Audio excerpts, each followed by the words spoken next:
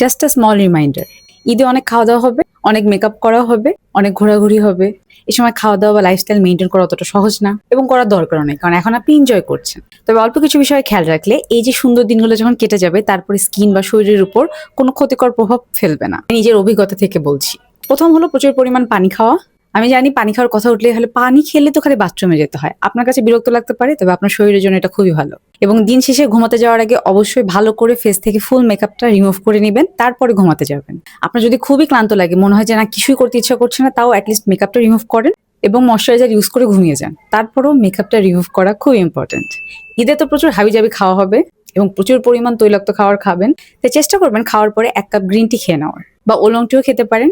ওলং টি আমার খুব ফেভারিট, তাই আমি ওলং টির কথা বললাম। এবং যদি পসিবল হয় চেষ্টা করবেন ডিটক্স ড্রিঙ্কস গুলো কন্টিনিউ করার, কারণ এগুলো শরীরকে ডিটক্সিফাই করতে বেশ হেল্প করে। এবং যে খাবারগুলোতে অ্যালার্জি আছে চেষ্টা করবেন সেগুলোকে অ্যাভয়েড করার। আমি লোভে লোভে চিংড়ি মাছকে অনেকবার পস্তাইছি, যেহেতু আমি অ্যালার্জির রোগী তাই বলে রাখলাম আর কি।